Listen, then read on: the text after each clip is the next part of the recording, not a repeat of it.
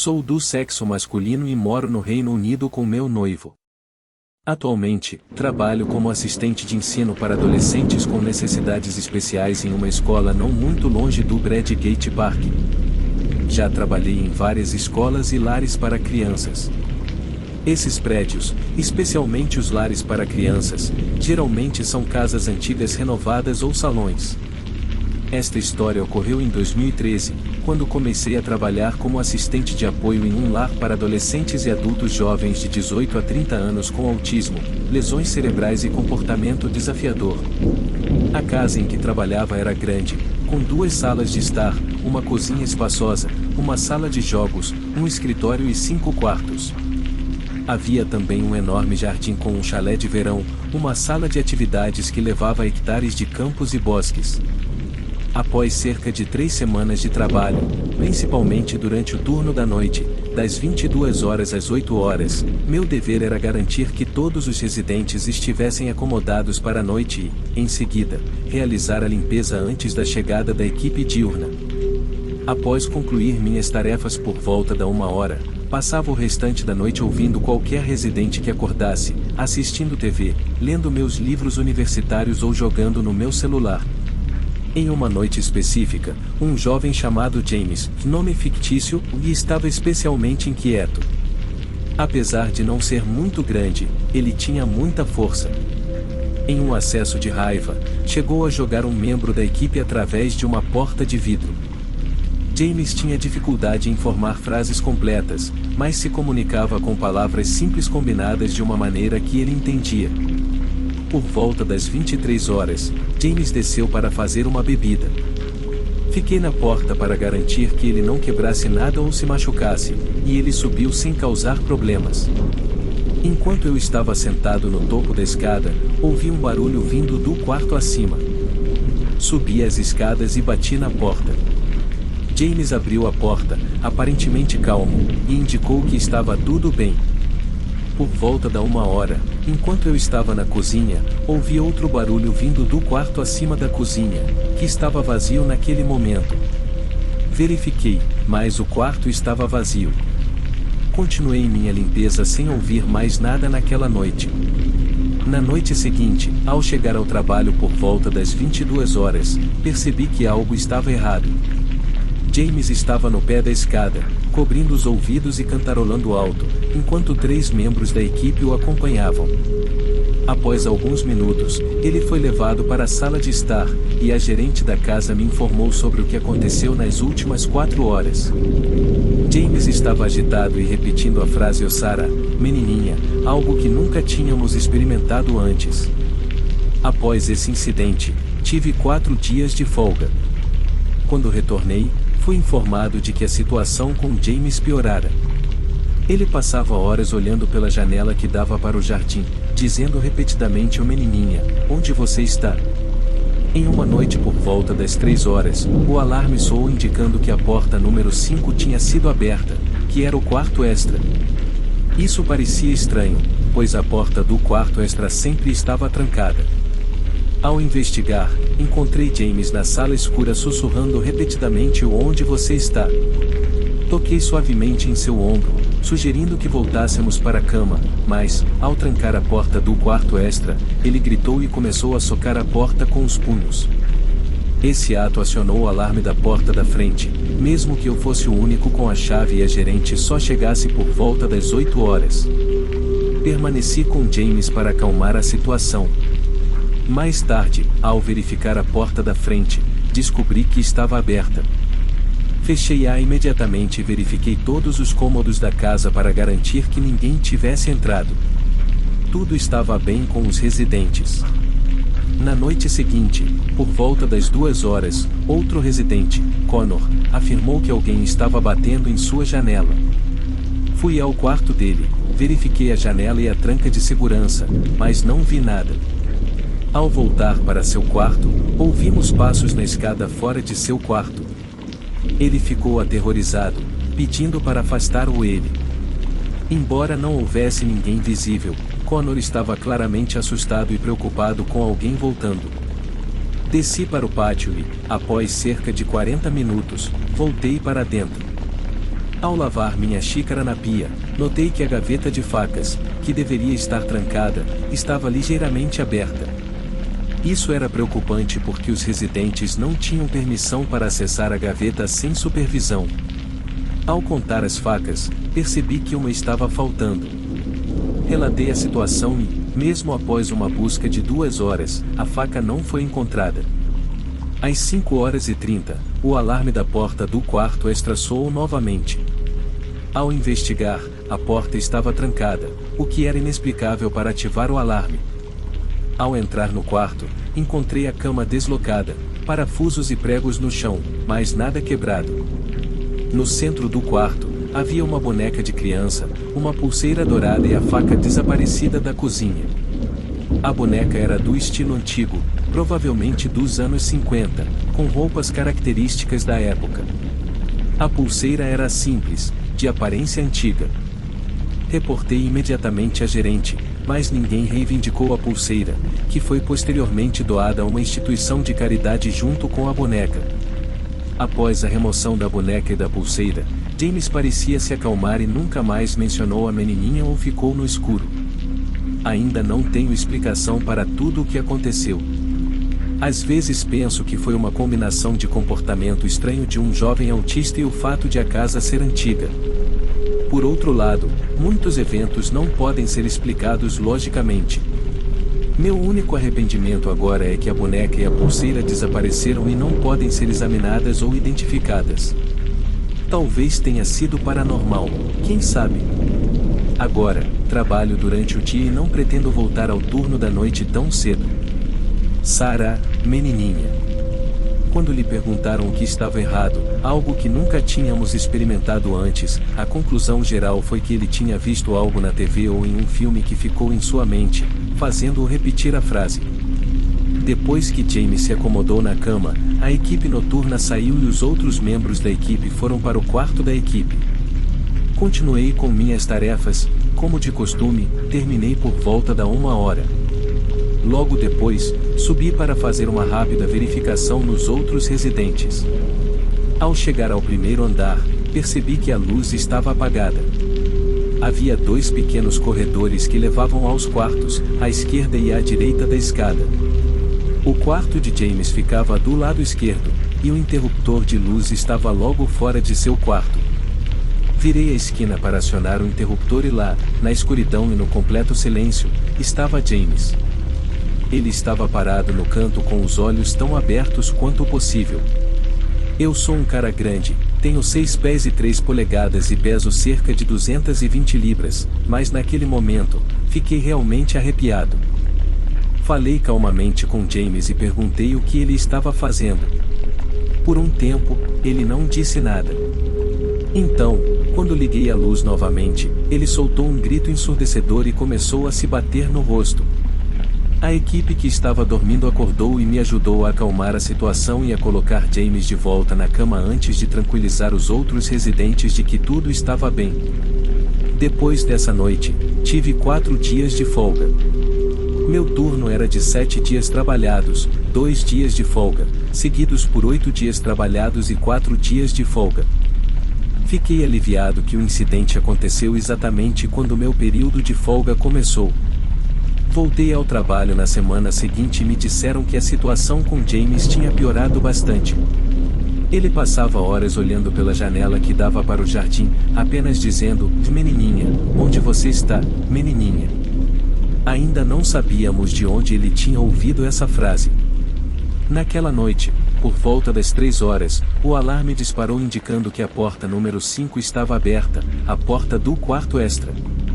Isso instantaneamente pareceu estranho porque a porta do quarto extra estava sempre trancada. Subi para investigar e encontrei James parado no quarto no escuro. Parecia que ele não me notou e ficou lá sussurrando "Onde você está?" repetidamente. Toquei suavemente em seu ombro e disse algo como "Vamos lá, amigo, vamos te colocar de volta na cama, está tarde." James se virou e começou a voltar para o quarto.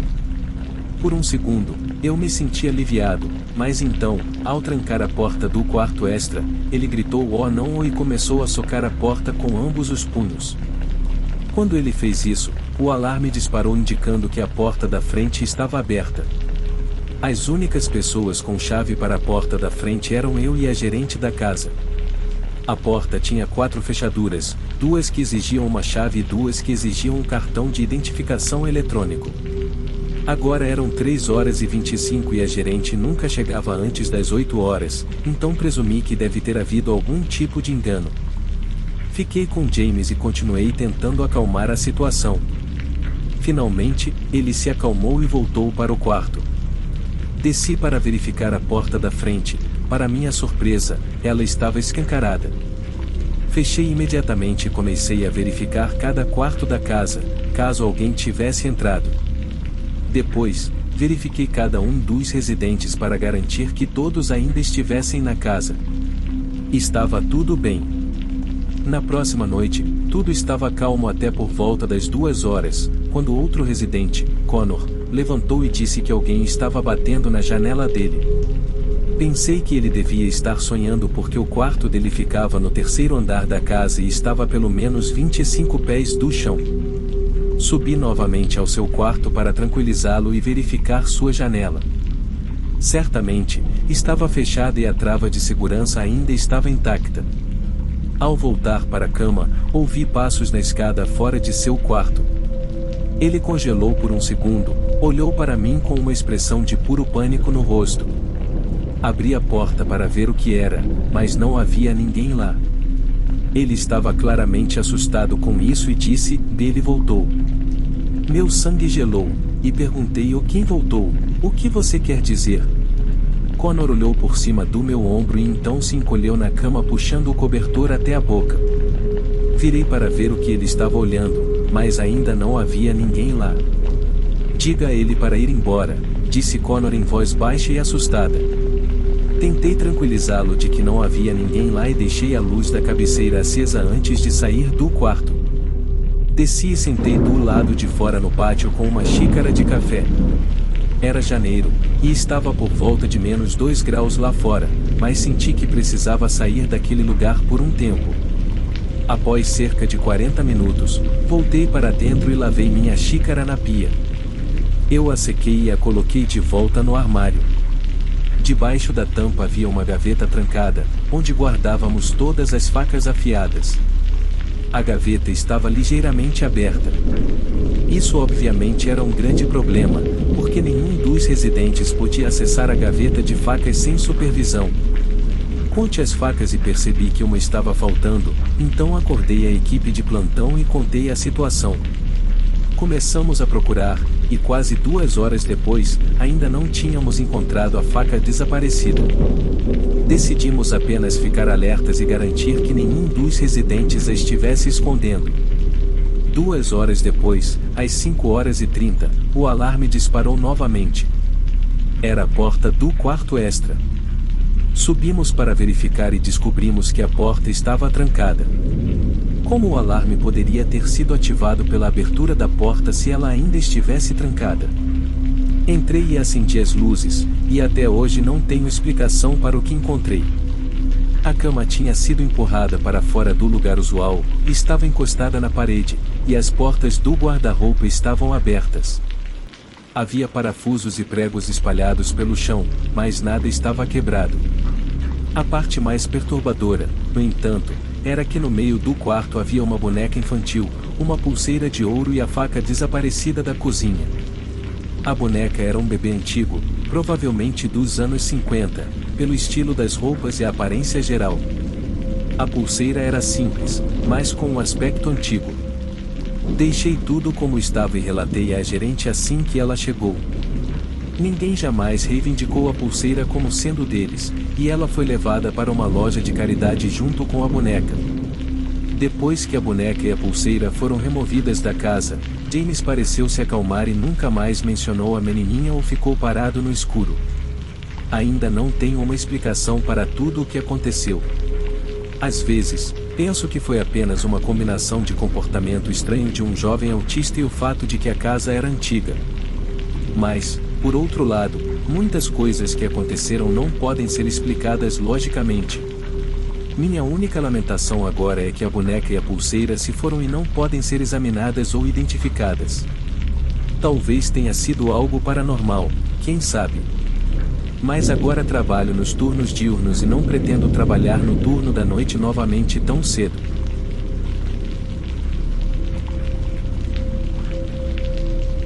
O turno da noite no posto de gasolina sempre era tranquilo e sem incidentes, mas era isso que eu gostava nele. Eu era o único trabalhando e tinha um lugar só para mim. Eu organizava as prateleiras, limpava o chão e esperava pelo ocasional cliente entrar. Era o trabalho perfeito para alguém como eu, que apreciava a solidão da noite. No entanto, esta noite foi diferente. O tempo estava terrível, uma tempestade violenta varria a região, e a energia tinha acabado.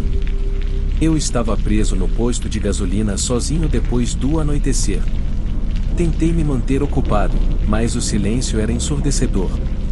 Tudo o que eu podia ouvir era o som abafado da chuva intensa. Enquanto a tempestade continuava, comecei a ouvir barulhos estranhos vindos do lado de fora. Tentei ignorá-los, mas estavam ficando mais altos e mais próximos. Eu podia ouvir algo arranhando a porta, e eu sabia que precisava investigar. Peguei minha lanterna e me aproximei lentamente da porta. Quando a abri, uma rajada de vento entrou, me encharcando de chuva. Eu não conseguia ver nada na escuridão, mas podia ouvir algo respirando pesadamente. Fiquei paralisado, sem saber o que fazer, e então, do nada, uma figura irrompeu na loja. Eu recuei e caí no chão, certo de que ia morrer. Mas, à medida que a figura se aproximava, consegui dar uma olhada nele. Tudo o que eu podia ver era um contorno escuro, mas era um homem, um gigante. Ele tinha pelo menos 2,5 metros, com cabelos selvagens e uma barba espessa. Ele usava um casaco grande, mas mesmo sem ele, tenho certeza de que ele seria enorme. Rapidamente, me escondi atrás do balcão e acionei o alarme, mas eu sabia que a ajuda estava a minutos de distância, e eu não tinha minutos. Procurei o homem, mas o perdi. Podia ouvir seus movimentos e eles soavam próximos. Eu sabia que precisava encontrar uma arma, algo para me defender. Encontrei um bastão de beisebol e o empunhei diante de mim. O homem soltou uma risada divertida e investiu contra mim novamente. Eu balancei o bastão com toda a minha força, e ele se chocou com ele, fazendo um som doentio. Ele soltou um último grito e caiu no chão, imóvel. Não consegui identificar onde o atingi, mas não queria ficar para descobrir. Saí correndo daquele lugar e desci pela rua. Em menos de 1 minuto, eu estava encharcado pela chuva. De repente, notei as luzes vermelhas e azuis piscando que eu estava esperando. Elas pareciam uma eternidade desde que eu havia ligado, mas olhando para trás, sei que provavelmente foram menos de 5 minutos. Voltei para a loja para encontrar a polícia, mas meu agressor tinha sumido. Entreguei as gravações das câmeras de vigilância à polícia, mas como a energia ainda estava cortada, não pudemos assisti-las na hora. No entanto, a polícia nunca foi capaz de encontrar o homem. Eu tive sorte de ter escapado com minha vida, mas sei que nunca mais serei o mesmo. A lembrança daquela noite vai me assombrar para sempre, e eu sempre estarei olhando por cima do ombro, imaginando quando o homem retornará. Abandonei meu emprego no posto de gasolina e nunca mais voltei.